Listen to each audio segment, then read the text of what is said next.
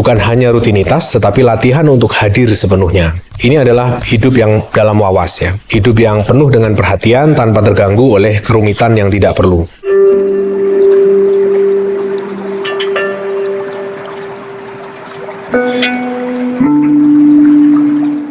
Ada film yang penuh drama, ada film yang penuh ledakan, dan ada film seperti Perfect Days. Film tahun 2023 yang disutradarai oleh Wim Wenders ini tidak mengejar ketegangan atau kejutan. Ia mengalir pelan, hening, nyaris sederhana. Tapi justru dalam kesederhanaan itu kita dapatkan sesuatu yang jarang kita temukan sehari-hari, yaitu cara untuk benar-benar hidup. Kita mengikuti kehidupan sehari-hari Hirayama, seorang pria parubaya yang bekerja sebagai cleaning service toilet umum di Tokyo. Setiap harinya nyaris sama. Ia bangun pagi, merapikan tempat tidur, menyiram tanaman kecilnya, memilih kaset musik favorit, lalu berangkat bekerja. Ia membersihkan toilet dengan begitu kesungguhan, lalu makan siang di tempat yang sama, pulang membaca buku, menyapa pepohonan, lalu tidur. Di mata sebagian orang, hidup seperti ini mungkin dianggap membosankan. Tapi di balik repetisinya, tersembunyi sebuah prinsip hidup yang sangat dalam. Bukan hanya rutinitas, tetapi latihan untuk hadir sepenuhnya. Ini adalah hidup yang dalam wawas ya. Hidup yang penuh dengan perhatian tanpa terganggu oleh kerumitan yang tidak perlu. Ada sebuah kalimat yang muncul dalam film ini, sederhana namun penuh makna. Kondo wa kondo, ima wa ima. Artinya, besok ya besok, sekarang ya sekarang. Inilah inti dari wawas, dari mindfulness. Hidup tidak dikacaukan oleh kekhawatiran tentang masa depan atau penyesalan atas masa lalu. Apa yang ada di depan kita, itulah yang dihadapi. Apa yang sedang dikerjakan, itulah yang diselesaikan. Hirayama tidak sibuk menciptakan harapan-harapan besar. Ia tidak terjebak dalam ilusi prestasi dan kecemasan sosial.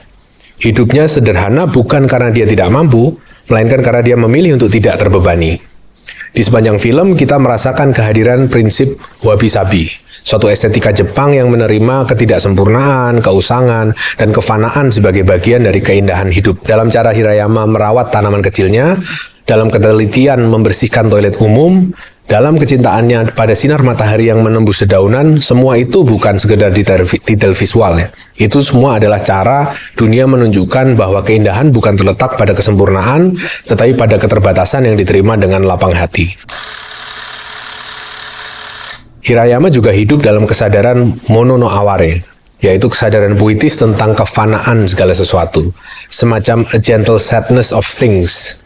Daun-daun yang gugur, bayang-bayang pohon di tembok toilet umum, suara tawa yang berlalu, semua ada untuk sementara. Tapi justru karena sementara, kita bisa betul-betul merasakannya. Karena tahu bahwa semua akan berlalu, setiap momen menjadi sangat berharga. Ia tidak berusaha menahan atau melawan perasaan kehilangan. Ia hanya mengalaminya. Dalam satu adegan, ketika keponakannya datang misalnya, kita melihat ya bagaimana Hirayama ini merasakan sukacita sederhana dalam kebersamaan. Tapi ia juga tahu keesokan harinya keponakannya akan kembali pergi dan tidak ada upaya untuk menggenggam lebih lama.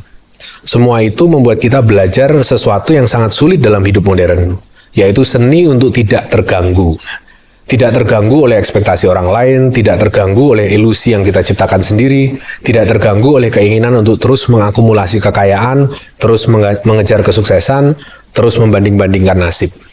Kebahagiaan dalam Perfect Days bukan hasil dari sesuatu yang spektakuler. Ia muncul dari perhatian penuh terhadap hal-hal kecil. Setiap tindakan menjadi bentuk meditasi. Setiap momen menjadi cukup dengan sendirinya.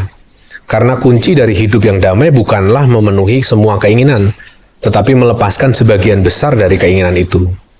Pada akhirnya, Perfect Days mengajarkan kita bahwa bahagia bukanlah sebuah tujuan, melainkan sebuah keterampilan.